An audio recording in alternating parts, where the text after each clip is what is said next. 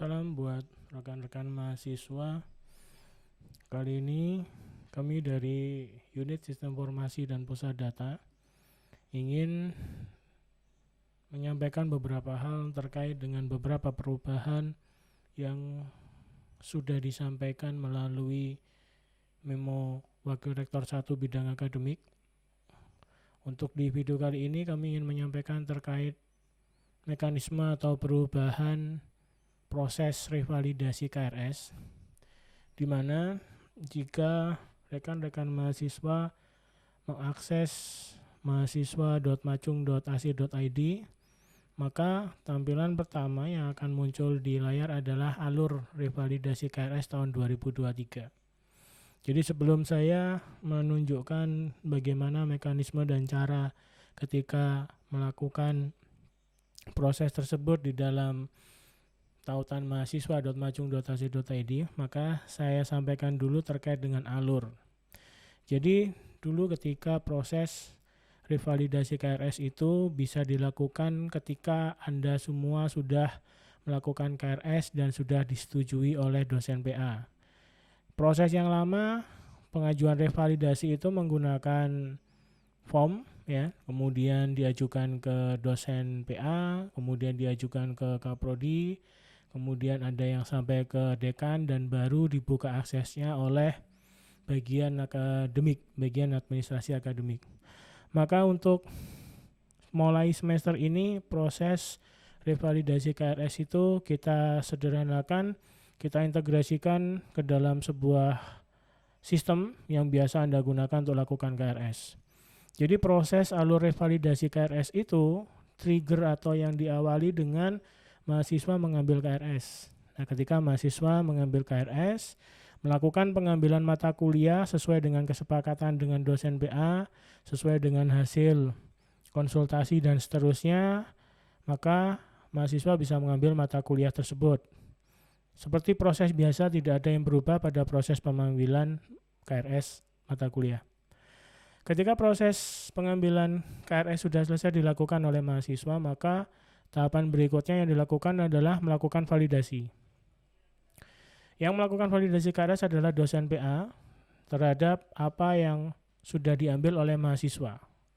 Nah, jika nantinya setelah proses validasi KRS ada perubahan dan tanggal revalidasi KRS-nya belum habis atau belum melebihi tanggal yang sudah ditetapkan, maka yang mengajukan revalidasi KRS adalah mahasiswa.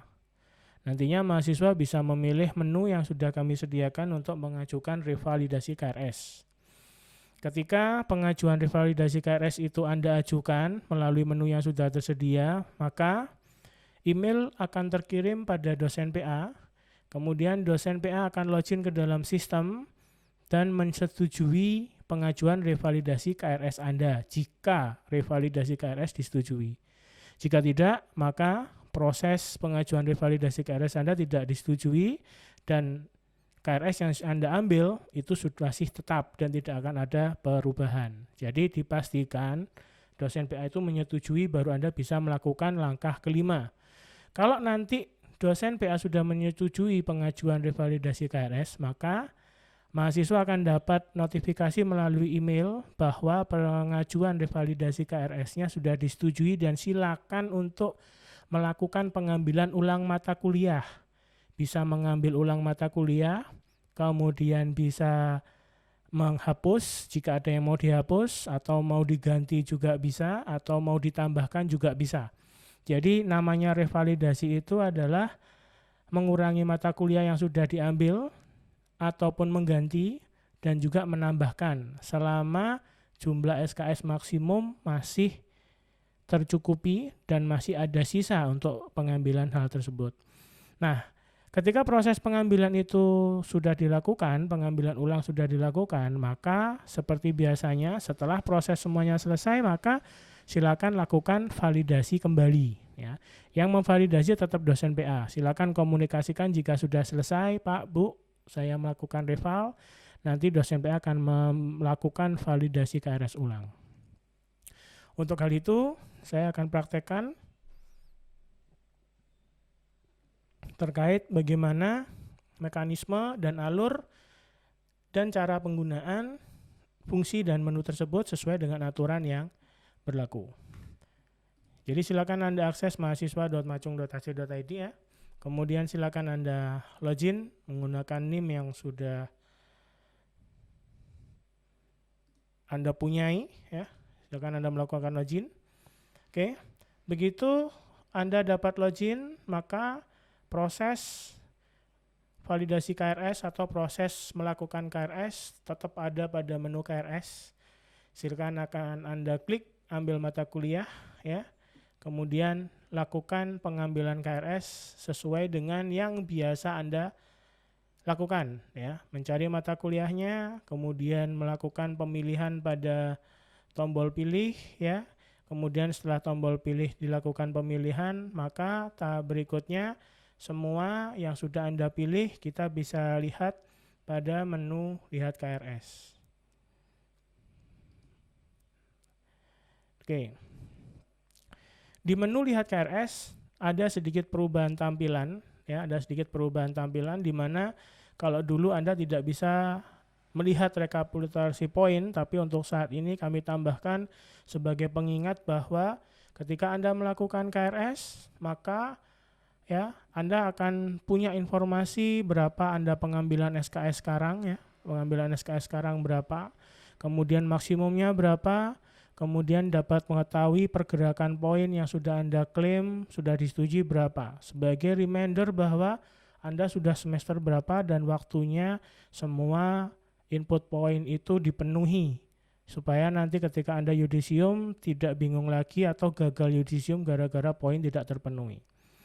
Oke, ketika melihat proses KRS ya, pada menu lihat KRS maka semua akan tampil. Nah, ada sedikit perbedaan. Khusus mahasiswa yang mengambil MBKM, terutama yang sifatnya mandiri maupun fleksib, nantinya Anda tidak perlu KRS-an lagi, kecuali ada tambahan mata kuliah yang ditambahkan selain ngambil MBKM. Jadi contoh kasus, ini mahasiswa yang lagi ngambil MBKM, otomatis KRS-nya itu sudah di KRS-kan ketika dia proses pengambilan MBKM. Nah, misalkan dari proses pengambilan MBKM ini mau menambahkan satu mata kuliah baru, ya, misalkan saya kembali ke ambil mata kuliah, kemudian misalkan saya menambahkan satu mata kuliah baru, misalkan saya tambahkan Pancasila gitu ya, kemudian saya klik Pancasila, perhatikan ya, perhatikan keterangannya, jangan sampai salah kelas, Anda mau KRS-an di kelas yang mana, ya, sesuai dengan prodinya, sesuai dengan pembagian kelasnya. Ketika saya dari sistem formasi, saya akan ngambil kelas sistem formasi, saya klik pilih ya. Anda berhasil menambahkan mata kuliah MPK 402 ya. Ketika sudah MPK 402 berhasil ditambahkan, silakan lanjutkan dengan mata kuliah yang lain selama ingat jumlah pengambilan di sini masih terpenuhi. Nah, kalau saya sudah melakukan KRS, saya akan balik lagi ke menu lihat KRS ya. Kemudian tampilan akan berubah seperti ini ya. Ini adalah tampilan ketika saya melakukan KRS. Oke, harap diperhatikan, jangan pernah sekali-sekali Anda melakukan perubahan status mata kuliah menjadi pendengar. Kalau memang mata kuliah yang Anda ambil, Anda ubah menjadi status pendengar, risikonya adalah di transkrip tidak akan terhitung jumlah totalnya. Jadi khusus untuk yang pendengar di transkrip tidak akan terhitung. Jangan pernah melakukan perubahan status menjadi pendengar kalau memang benar-benar tidak dibutuhkan. Pastikan semuanya dikonsultasikan dengan dosen PA dan jangan sampai sekali-sekali melakukan perubahan status. Kalau mata kuliah ini saya ubah pengambilannya menjadi pendengar, risikonya adalah mata kuliah yang sudah Anda ambil, sudah ada nilainya, tidak akan terhitung di transkrip. Jadi transkrip akan menghitung hanya mata kuliah yang sifatnya reguler. Ya, perhatikan hal itu. Dan ini kasus ini sangat sering terjadi sekali, mahasiswa melakukan perubahan menjadi statusnya menjadi pendengar, ya, hati-hati. Nah, kalau proses seperti ini sudah selesai, maka tahapan berikutnya dosen PA akan melakukan validasi. Nah, jadi ketika sudah selesai, komunikasikan dengan dosen PA, Pak, Bu, siap untuk divalidasi, maka dosen PA akan melakukan validasi. Nah, saya akan coba untuk lakukan validasi dulu. Oke, nantinya ketika proses KRS secara normal di luar reval itu sudah diselesaikan oleh mahasiswa, maka tahapan berikutnya dosen PA akan melakukan validasi KRS terhadap mahasiswa bersangkutan. Saya akan coba dulu validasikan. Nah, ketika proses validasi oleh dosen PA sudah dilakukan, maka tampilan pada bagian mahasiswa, status daripada pengambilan mata kuliah yang dilakukan akan berubah menjadi sudah validasi. Oke. Nanti ketika Anda masuk ke menu ambil mata kuliah, maka tampilan yang didapatkan adalah sebagai berikut. Jadi Anda telah divalidasi. Kemudian bagaimana untuk mengajukan proses revalidasi KRS? Seperti apa yang harus dilakukan? Untuk pengajuan revalidasi KRS, maka ketika mahasiswa masuk kembali ke menu ambil mata kuliah setelah status KRS-nya divalidasi, maka akan muncul tampilan seperti pada layar. Mahasiswa cukup melakukan klik pada tombol pengajuan revalidasi dan menunggu konfirmasi atau persetujuan dari dosen PA melalui email. Ya. Jadi Anda cukup klik aja satu kali. Jadi misalkan ada yang salah nih dengan pengambilan, seharusnya Pancasila tadi itu saya ambilnya bukan di kelasnya SI, misalkan saya harus ngambil di kelas yang lain ya. Maka saya akan masuk ke menu ambil mata kuliah.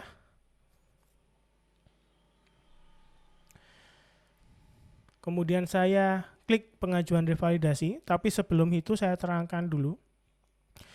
Di sini kita ada informasi ya, tanggal KRS 1 September sampai 15 September. Sedangkan tanggal reval 1 September sampai dengan 6 Oktober.